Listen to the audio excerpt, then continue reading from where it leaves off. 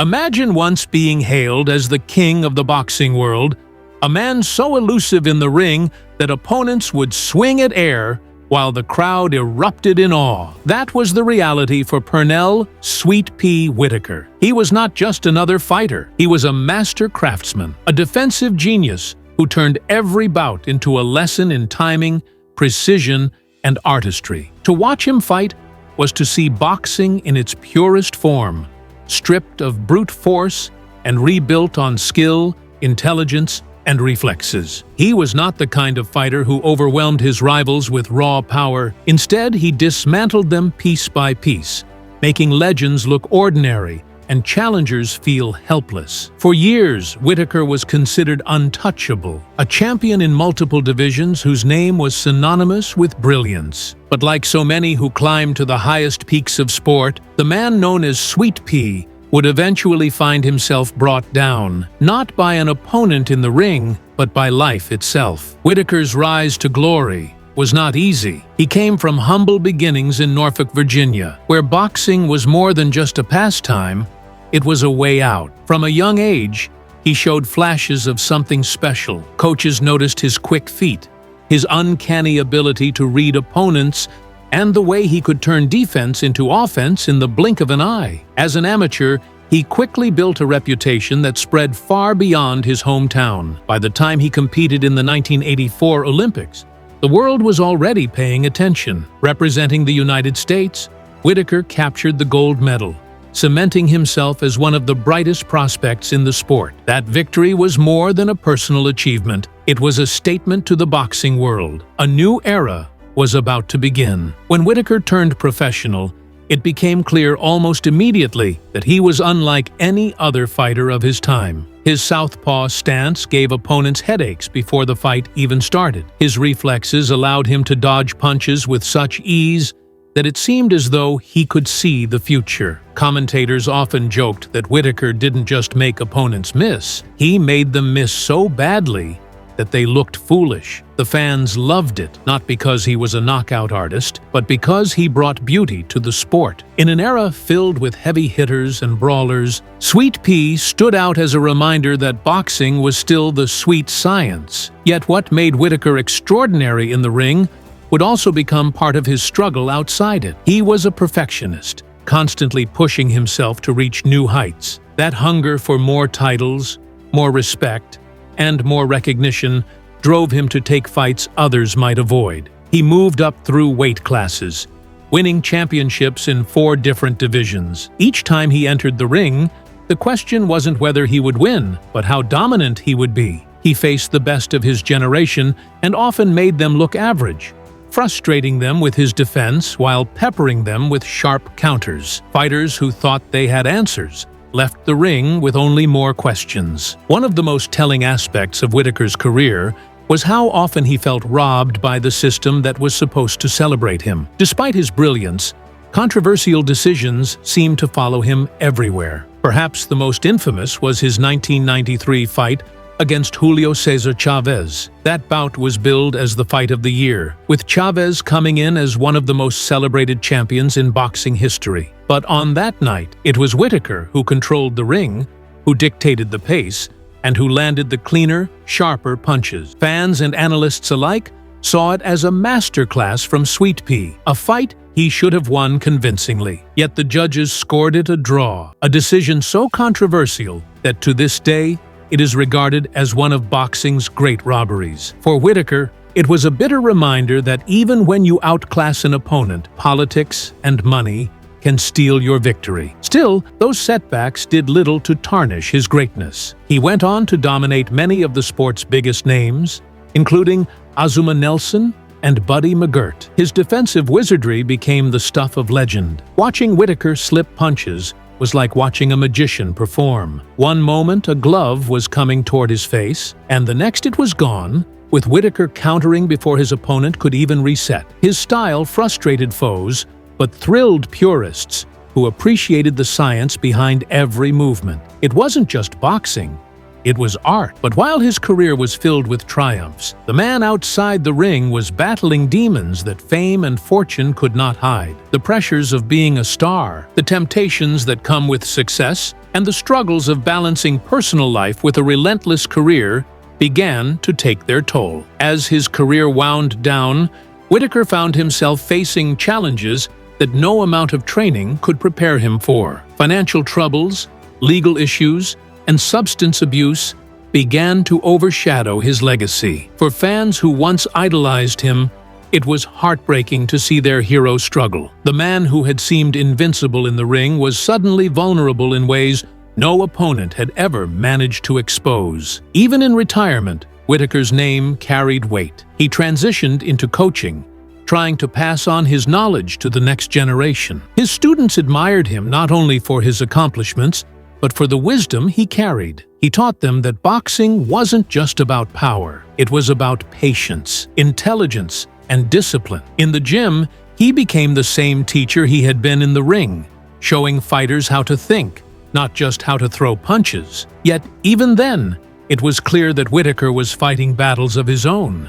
Battles that didn't end when the bell rang. The tragedy of Pernell Whitaker's story is that despite his unmatched talent, his life never seemed to receive the same justice he deserved in the ring. In July 2019, the world was shocked to learn that Sweet Pea had been killed in a tragic accident, struck by a vehicle in Virginia Beach. He was only 55 years old. The news hit the boxing community hard. Tributes poured in from legends and fans alike, all recognizing that the sport had lost one of its true geniuses. For many, the sadness was compounded by the sense that Whitaker never truly got his flowers while he was alive. Yes, he was inducted into the International Boxing Hall of Fame in 2006, but the controversies, the personal struggles, and the lack of mainstream celebration often left him underappreciated compared to other legends. When you look back at Whitaker's career, it is clear that his place in history should never be questioned. He was not just a champion,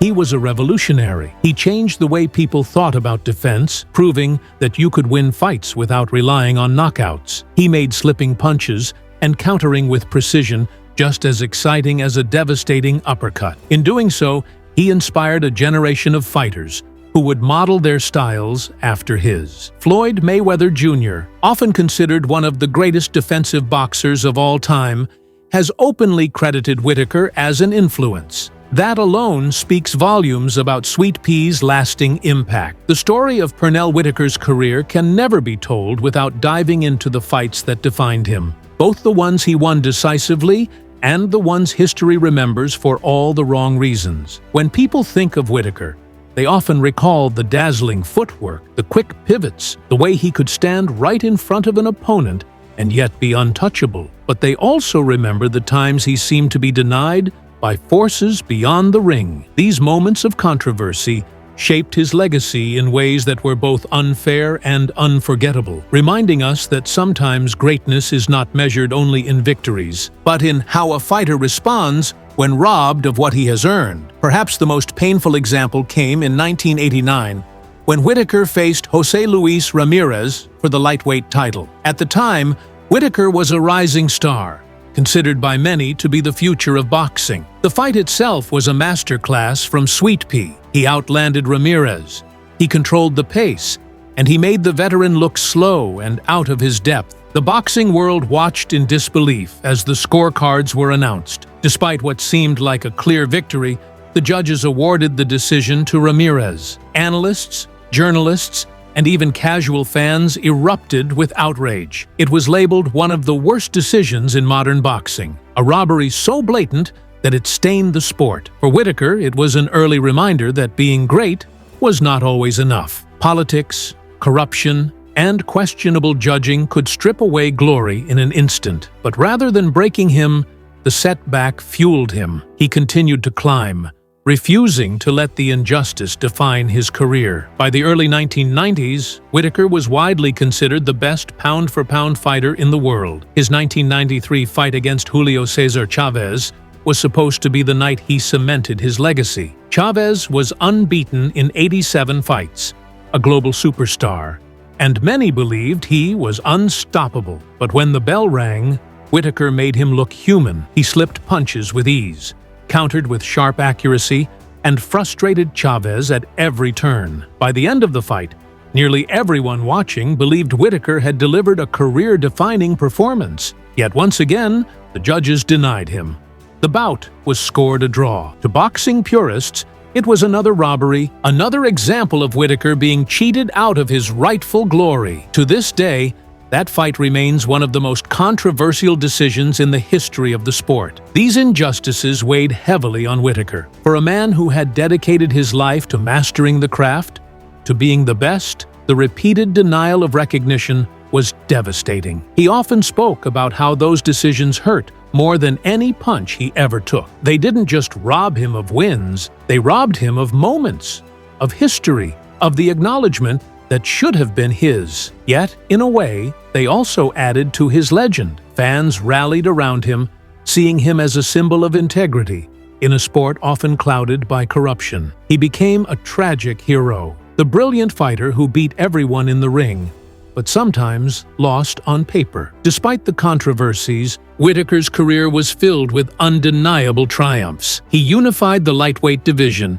captured titles at junior welterweight, and junior middleweight, and dominated opponents who entered the ring with high hopes only to leave humbled. Against Buddy McGirt, he put on clinics of boxing mastery. Against Azuma Nelson, a feared puncher and champion, Whitaker showcased his defensive genius, making Nelson miss repeatedly while landing his own counters. Against a young, hungry Oscar De La Hoya in 1997, even though the decision went against him once again, many believed Whitaker had done enough to win. That fight, like so many others, highlighted both his brilliance and his cursed relationship with boxing's judging system. As the years passed, Whitaker's style began to take its toll on his body. Though he avoided punishment better than almost anyone in boxing history, the years of training, the grueling camps, and the endless pursuit of perfection left him worn down. By the late 1990s, his reflexes slowed, and the fighter once untouchable began to look mortal. His 2001 fight against Carlos Bojorquez,